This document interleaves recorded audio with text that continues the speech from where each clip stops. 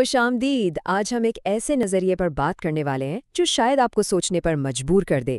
ایک ایسا نظریہ جو ہمارے دماغ کی اندیکھی طاقت کو دنیا کے سب سے بڑے مسائل سے جوڑتا ہے۔ تو چلیں دیکھتے ہیں کہ یہ کیا ہے۔ تو بات شروع ہوتی ہے یہاں سے۔ کچھ نیورو سائنسدانوں کا ماننا ہے، اور یہ بات ماخذ میں بتائی گئی ہے، کہ ہم اپنے دماغ کی کل طاقت کا صرف اور صرف 5% استعمال کرتے ہیں۔ ذرا سوچیں اس پر، صرف 5%۔ تو اگر صرف 5% استعمال ہو رہا ہے تو ایک سیدھا سا سوال ذہن میں آتا ہے، باقی 95% کا کیا ہوتا ہے؟ یہ اتنی ساری توانائی آخر جاتی کہاں ہے؟ آئیے اسی سوال کا جواب ڈھونڈنے کی کوشش کرتے ہیں۔ اور یہیں پر اس ماخذ کا مرکزی خیال سامنے آتا ہے۔ وہ یہ کہتا ہے کہ تخلیقی صلاحیت یعنی کریٹیوٹی کوئی شوق یا مشغلہ نہیں ہے، نہیں، بلکہ یہ ہم انسانوں کے لیے ایک بنیادی، بالکل ایک بائیولوجیکل ضرورت ہے۔ اسے سمجھانے کے لیے مصنف ایک بہت ہی طاقتور لفظ استعمال کرتا ہے۔ وہ کہتا ہے کریٹیوٹی از آر اوپیٹ، یعنی ہماری تخلیقی صلاحیت ہی ہمارا قدرتی نشہ ہے، ہماری افیون ہے، ایک ایسی چیز جو ہمارے دماغ کی صحت اور سکون کے لیے لازمی ہے۔ اچھا، تو پھر ہوتا کیا ہے جب یہ قدرتی صلاحیت، یہ کریٹیوٹی کہیں رک جائے یا اسے راستہ نہ ملے؟ مصنف اسے کہتا ہے پین ان دا برین، یعنی دماغ کا درد۔ اور یہ درد اصل میں کیا ہے؟ یہ وہی مایوسی، وہی بے چینی اور ڈپریشن ہے جو اس خالی جگہ کو بھر دیتا ہے۔ تو ان دونوں چیزوں میں، یعنی کریٹیوٹی اور دماغ کے اس درد میں، ایک الٹا رشتہ ہے۔ مطلب بہت سیدھا ہے، جتنی کریٹیوٹی کم ہوتی جائے گی اتنا ہی اندرونی درد بڑھتا جائے گا، ایک اوپر جاتا ہے تو دوسرا نیچے۔ اب جب دماغ میں یہ درد ہوتا ہے تو انسان کیا کرتا ہے؟ ظاہر ہے وہ سکون ڈھونڈتا ہے، اور یہیں سے متبادل چیزوں کی، کسی بیرونی سہارے کی تلاش شروع ہو جاتی ہے۔ اور یہاں ماخذ ایک بہت ہی آپ کہہ سکتے ہیں کہ چونکا دینے والا دعویٰ کرتا ہے۔ وہ کہتا ہے کہ نشے کی لت کی اصل وجہ سماجی مسائل نہیں، بلکہ ہماری تخلیقی صلاحیتوں کا اظہار نہ کر پانا ہے۔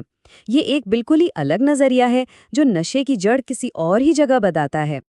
مصنف اس پورے عمل کو ایک المناک سفر کے 5 قدموں میں بیان کرتا ہے۔ دیکھیں، سب سے پہلے کریٹیوٹی رکتی ہے، پھر دماغ میں درد شروع ہوتا ہے۔ اس درد سے بچنے کے لیے انسان فوری سکون ڈھونڈتا ہے، اور وہ سکون کہاں ملتا ہے؟ متبادل نشے میں، یعنی منشیات میں۔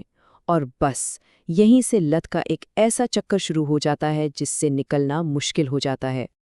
لیکن کہانی یہاں ختم نہیں ہوتی۔ مصنف اس مسئلے کو ایک فرد سے نکال کر پوری دنیا پر لاگو کرتا ہے۔ اس کا کہنا ہے کہ یہ صرف کسی ایک انسان کی کہانی نہیں، بلکہ یہ ایک گلوبل مسئلہ بن چکا ہے۔ سوچیں ذرا، جب لاکھوں کروڑوں لوگ اپنی کریٹیوٹی کو استعمال نہیں کر پاتے تو کیا ہوتا ہے؟